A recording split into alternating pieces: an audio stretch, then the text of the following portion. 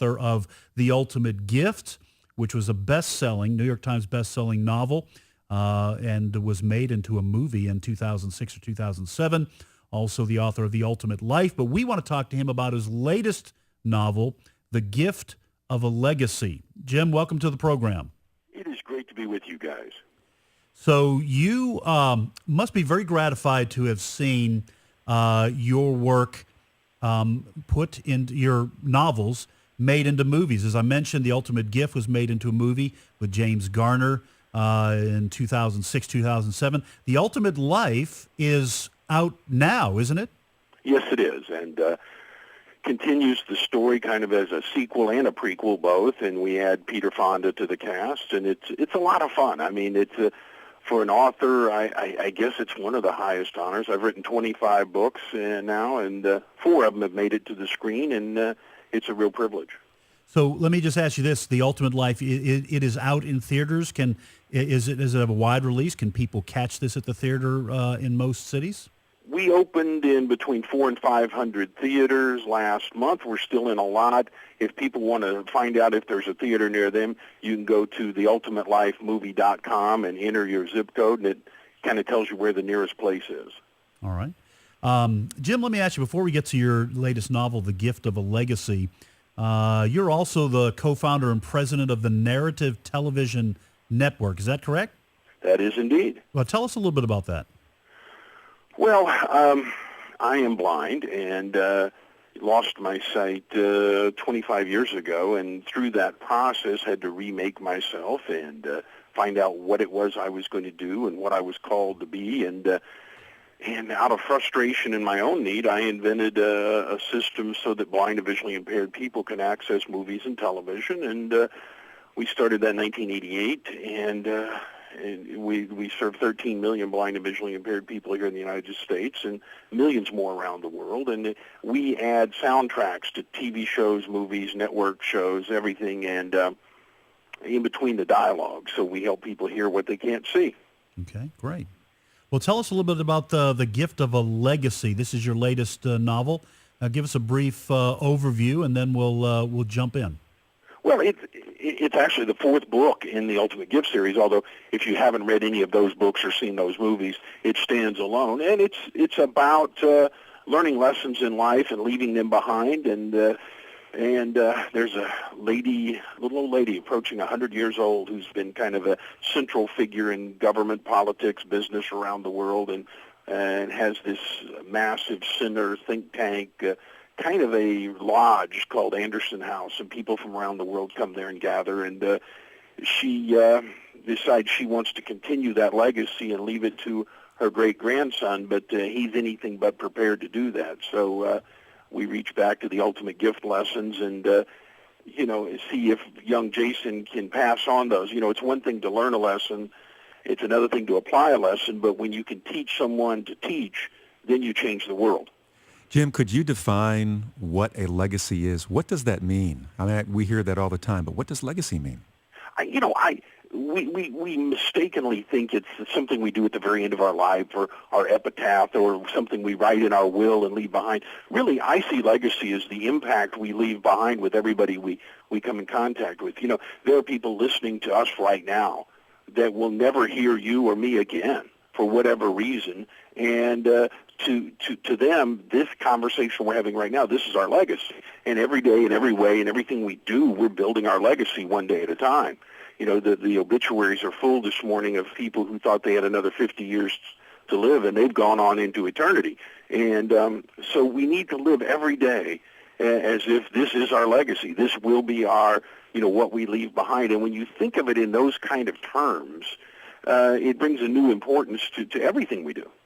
Yeah, and in fact, I was just reading today, and John and I were talking before the show began, that celebrated author Tom Clancy passed away at age 66, author of books like Hunt for Red October and Patriot Games, Some of All Fears.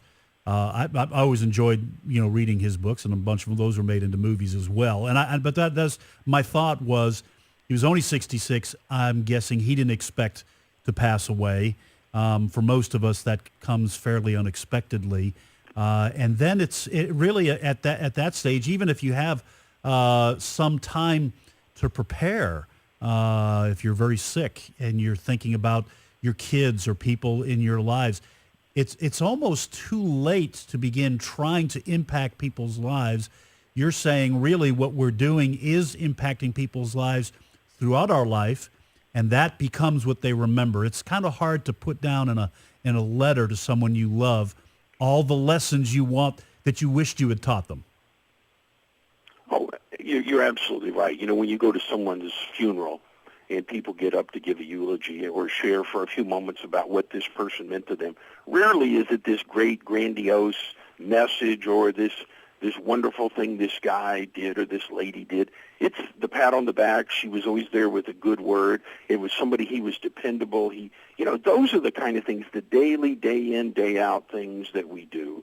And, we think about it in terms of our estate. And I always encourage people, don't ever leave your valuables to anybody unless you leave them your values. Because through The Ultimate Gift and some of my financial books, I get to meet with a lot of millionaire and billionaire families and talk to them about meaning and significance and things beyond and what they're going to do with their lives. And some of the saddest situations I've seen is, grandparents who have worked hard their whole lives and leave millions of dollars to young people who just aren't ready for it. And in my books, in The Ultimate Gift, Jason's not a bad guy. He's who we all would be with unlimited resources and no responsibilities.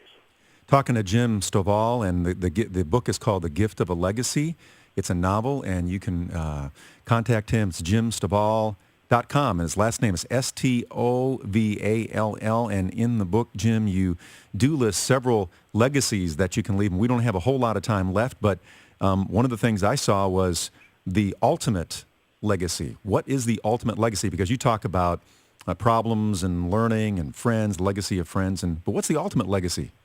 Well, I think the ultimate legacy we leave behind is our life, our faith, all the things, and it's what we did. We live in a world when it's all said and done, there's a lot said and very little done, and we need to look no further than Washington to understand that. I mean, we don't know what happened, if anything happened, but we know it's not our fault.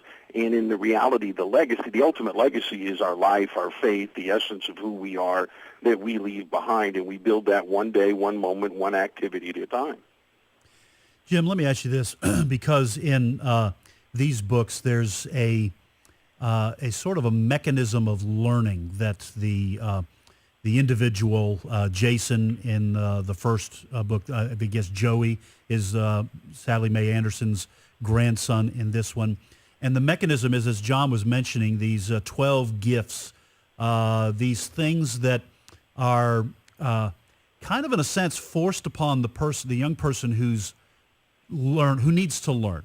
And all of these seem to be a readjustment of perspective, Right. because work as a gift. It's the first gift that's mentioned. Most of us don't think of work as being a gift. Many of us think of work as being a burden. Also, problems. Most of us would rather say, "I wish I had no problems," but you call these things a gift, and so it really is kind of like a perspective shift that we have to engage in order for these things to become of value to us. It doesn't. Is that right? Right. I mean, there are 800,000 government people that are out of work right now, and it's created a crisis in their life. I think they have a new perspective this morning on work as a gift. And, and we identify ourselves in our society based on the work we do, and it is a gift. And interestingly enough, I was reading about guys in prison recently, and if you do good and you don't get in trouble, they'll let you work. But if you screw up and don't do what you're supposed to do, if you're out of line or don't obey the rules in prison, you don't get to work. You just have to sit there in your cell. But if you're a model prisoner, you get the privilege of working, and those things come out of work. And few things. It's not about the money. Few things create more self-satisfaction and self-esteem than a job well done. And problems, if you'll really think about it, every good thing that's happened in your life or my life or anyone's life, it came out of a challenge, came out of a problem. When we're going through it, it looks like a mess. It looks like chaos. It looks like this is a problem. But when you get to that next mountaintop and that next milestone in your life and you look back at that chaos, that problem, that disaster, you see the divine order, and you see that's the only way this would have worked. It's the only way I could have gotten here.